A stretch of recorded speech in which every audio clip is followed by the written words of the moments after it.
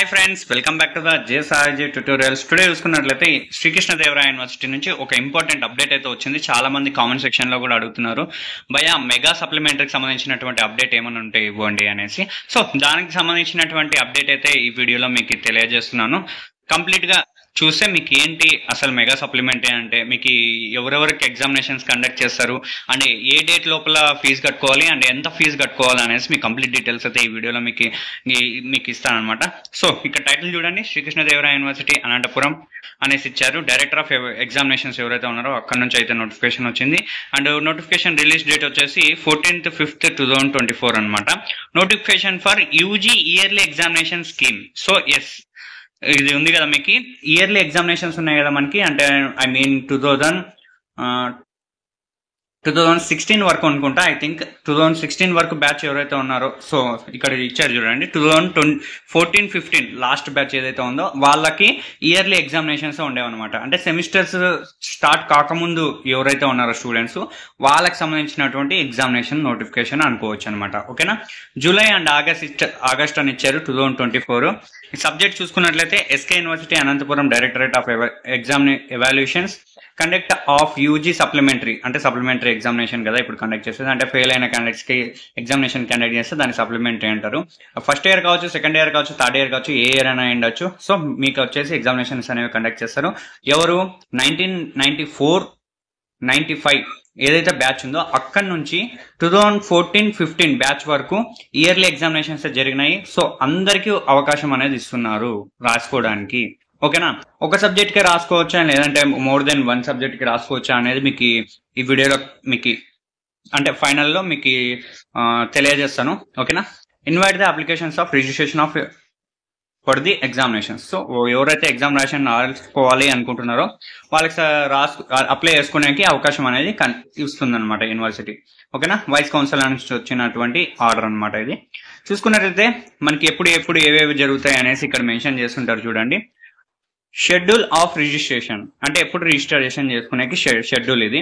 Last date for receipt of filled in application without fine by the principals of the concerned college. అంటే మీకు fine లేకోకున్నట్లా just ఎంతైతే వాళ్ళు fee pay పెట్టారో ఆ ఫీతో మీరు పే చేసుకొని ఈ నెక్స్ట్ అంటే 6th month 14 ఉంది కదా, 6th month 14 వరకు మీరు అప్లై చేసుకోవడానికి ఛాన్స్ అయితే ఉంటుంది. In case 6th month 14th మీకు అప్పటి వరకు మీరు అప్లై చేసుకోలేదు అనుకోండి, ఇన్ కేస్ అప్పుడు కూడా అప్లై చేయకుంటే మీకు నెక్స్ట్ 18th వరకు ఉంటుంది. హార్డ్ కాపీస్ తోటి ఇక్కడ ఉండండి. Last date for submission of applications fee హాలెన్ and nominal rolls by the principals in UG examination section. So అది మీకు సంబంధం అయితే లేదు. 18th అనేది 21st అనేది గుర్తుపెట్టుకోండి. మీకు లేట్ ఫీతో 1000 రూపీస్ లేట్ ఫీతో 21st వరకు అయితే మీరు కట్టుకోవచ్చు. నెక్స్ట్ 28th వరకు వచ్చేసి మీరు 3000 లేట్ ఫీతో అయితే కట్టుకోవచ్చు. నెక్స్ట్ వచ్చేసి last date for submission of applications, అంటే ఆ లేట్ ఫీతో ఎవరైతే కట్టింటారో వాళ్ళు సబ్మిట్ చేయడానికి 7th month 1st వరకు అయితే ఉంటుంది. ఓకేనా.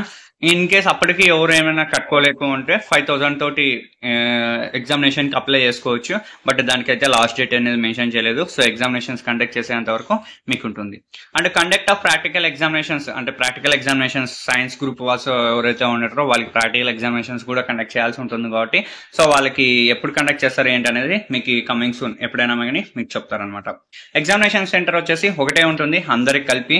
మీరు ఏ కాలేజ్ అన్నా చేయండొచ్చు. మీకు KSN government degree college for women's Anantapur కాలేజీలో ఏదైతే ఉందో మీకు ఆ కాలేజీలో అయితే ఉంటుంది అనమాట. నెక్స్ట్ వచ్చేసి టైం టేబుల్స్ అవన్నీ మీకు తొందరలోనే వదులుతామనేసి ఇక్కడ మెన్షన్ చేస్తున్నారు. సో వాళ్ళు వదిలినప్పుడు మీకు అయితే ఇంటిమేషన్ అయితే ఇస్తాను. ఓకేనా. ఇక్కడ చూడండి, the candidates who have completed there 1 and 2nd year and left the colleges without appearing for 3rd year have to be pay amount mentioned fee and also fee which has to be paid up to 3rd year with fine of 3000. అంటే friends మీ ఇక్కడ వాళ్ళు ఏం mention చేస్తున్నారంటే, first year second year చదివింటారు and 3rd year కి అయితే fee అయితే కట్టిండ్రు వాళ్ళు. సో వాళ్ళు కట్టుకోవడానికి టైం అయితే అంటే అప్పుడు రాసిండ్రు, అసలు ఎగ్జామినేషన్ ఫీజు కట్టిండ్రు అండ్ ఎగ్జామినేషన్స్ కూడా రాసిండ్రు. సో వాళ్ళు కూడా రాసుకోవడానికి అవకాశం అయితే ఉంది. కాకపోతే వాళ్ళు 3000 రూపీస్ ఎక్స్ట్రా అయితే ఫీ పే చేయాల్సి ఉంటుంది. ఓకేనా. ఇదైతే మీరు మైండ్ లో పెట్టుకోండి. నెక్స్ట్ వచ్చేసి సేమ్ నోటిఫికేషన్ ఇక్కడ ఇన్స్ట్రక్షన్స్ ఇచ్చారు. ఇన్స్ట్రక్షన్స్ లో ఏమంటే నాట్ ఎలిజిబుల్ క్యాండిడేట్స్ ఎవరైనా కట్టినట్లయితే వాళ్ళకి మళ్ళీ రిజల్ట్స్ అనేవి రిలీజ్ అనేవి చేయరు. ఎప్పుడైనా కానీ క్యాన్సిల్ చేసే అవకాశం ఉంటుంది అనేసి ఇక్కడ మెన్షన్ చేస్తున్నారు. నెక్స్ట్ వచ్చేసి conduct of mega supplementary examinations for the students admitted before the academic year who have backlog subjects throughout their entire course duration in BA, BSc, BCom. అంటే మీకు అన్ని ఏవైతే ఉన్నాయో అవన్నిటికీ మీకు ఎగ్జామినేషన్ కండక్ట్ చేస్తామనేసి ఇక్కడ మెన్షన్ చేస్తున్నారు. అండ్ సబ్మిషన్ ప్రాసెస్ వచ్చేసి students are instructed to submit their applicants to the colleges they previously studied. అంటే వాళ్ళు ఎక్కడైతే చదువుకున్నారో అక్కడ వెళ్ళి మీరు అప్లై చేసుకోవాలనేసి చెప్తున్నారు అనమాట. ఎలిజిబుల్ బ్యాచెస్ ఇచ్చినారు, ఇంకోసారి చూసుకోండి. ఓకేనా, 94, 95 బ్యాచ్ టు 14, 15 బ్యాచ్ వరకు. ఓకేనా, మోడ్ ఆఫ్ అప్లికేషన్ వచ్చేసి ఆడ అప్లికేషన్స్ అనేవి ఉండింటాయి ఆఫ్లైన్లో, ఫిల్అప్ చేసి మీరు ఇచ్చేయండి. అండ్ కింద నేను అంటే ఒక లింక్ ఇస్తాను, ఆ లింక్ ద్వారా ఏ అప్లికేషన్ ఫిల్అప్ చేసి కాలేజ్లో సబ్మిట్ చేయాలనేది ఉంటుంది. అది మీరు ప్రింట్అవుట్ తీసుకొని ఫిల్అప్ చేసి మీ యొక్క కాలేజెస్లో అయితే సబ్మిట్ చేసేయండి. నెక్స్ట్ వచ్చేసి ఫీజు చూసుకున్నట్లయితే ఒక పేపర్కి వచ్చేసి 2,000, 2 పేపర్లు వచ్చేసి 3,000. అండ్ 3 పేపర్ల కంటే ఎక్కువ ఉంటే 4,000 రూపాయలు కట్టాల్సి ఉంటుంది.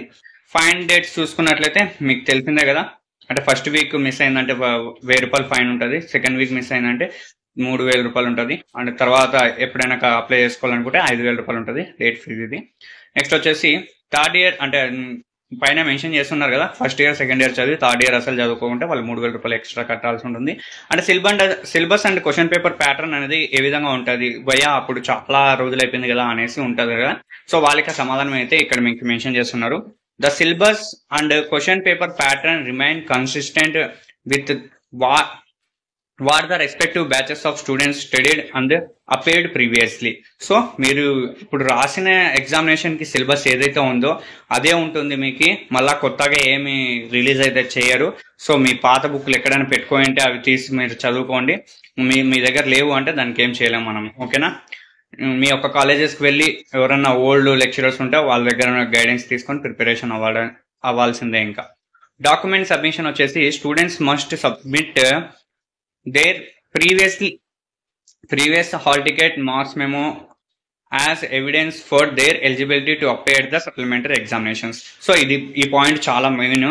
మీరు ఎగ్జామినేషన్స్ కి అప్లై చేయడానికి వెళ్ళేటప్పుడు మీరు లాస్ట్ టైం రాసినటువంటి ఎగ్జామినేషన్ హాల్ టికెట్ కానీ లేదంటే మార్క్స్ మెమో కానీ ఖచ్చితంగా ఉండాలి. అప్పుడే మీరు ఎలిజిబుల్ క్యాండిడేట్ లాగా వాళ్ళు ట్రీట్ చేస్తారు. ఒకవేళ మీరు సబ్మిట్ చేయలేదంటే ఇన్ఎలిజిబుల్ క్యాండిడేట్ ఉన్నట్టు మీరు. ఓకేనా, వన్ టైం ఆపర్చునిటీ ఇది, మళ్ళా నెక్స్ట్ ఆపర్చునిటీ రావచ్చు రాకపోవచ్చు అనేసి వీళ్ళైతే మెన్షన్ చేస్తున్నారు, వన్ టైం ఆపర్చునిటీ అనేసి. సో ఇది ఫ్రెండ్స్. నెక్స్ట్ వచ్చేసి time table will be circulated in due course అనేసి ఇచ్చారు. ఓకేనా, అంటే టైం టేబుల్ మీకు త్వరలోనే రిలీజ్ చేస్తామనేసి. ఇది ఫ్రెండ్స్ మీకు ఈ అప్డేట్ వచ్చేసి. ఈ అప్డేట్ మీకు నచ్చింది అనుకున్నాను. నచ్చినట్లయితే లైక్ చేయండి, వేరే వాళ్ళకి ఉపయోగపడుతుంది అనుకుంటే ఖచ్చితంగా షేర్ చేయండి. అండ్ మీవి ఒక సబ్జెక్ట్ కావచ్చు, 2 సబ్జెక్టులు కావచ్చు, ఎన్ని సబ్జెక్టులైనా ఉండొచ్చు, వేటికైనా ఎన్ని సబ్జెక్టులకైనా అప్లై చేసుకోవచ్చు. And first year, third year, second year, ఏది ఇయర్ అయినా ఉండొచ్చు. సో ఇది అనమాట.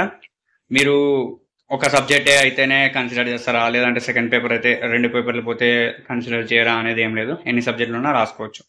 ఈ ఆపర్చునిటీ చాలా గోల్డెన్ ఆపర్చునిటీ అనుకోవచ్చు. ఎవరైతే ఒక సబ్జెక్ట్ తోటి నా డిగ్రీ కోల్పోయాను అనే ఫీల్ తోటి ఉంటారో వాళ్ళకి గోల్డెన్ ఆపర్చునిటీ అనుకోవచ్చు. అండ్ చాలా మంది స్టూడెంట్స్ ఉండింటారు, సెమిస్టర్ స్టూడెంట్స్ కూడా ఇన్ఎలిజిబుల్, అంటే బ్యాచెస్ అయిపోయినాయి కదా, మాకు కూడా ఎలిజిబిలిటీ లేదు కదా రాసుకోవడానికి. సో వాళ్ళకి ఎప్పుడైనా ఉంటుందా అంటే మీకు కూడా కండక్ట్ చేస్తారు. సో వెయిట్ చేయండి, మీకు కండక్ట్ చేసినటువంటి నోటిఫికేషన్ ఏదైనా రిలీజ్ అయితే నేనైతే అప్లోడ్ చేస్తాను. Thanks for watching entire video friends. ఓకేనా, ఖచ్చితంగా షేర్ చేయండి ఎవరైతే ఉంటారో ఓల్డ్ స్టూడెంట్స్, ఎందుకంటే వాళ్ళకి ఇంపార్టెంట్ ఇన్ఫర్మేషన్ అనమాట ఇది. So all the best guys, by by.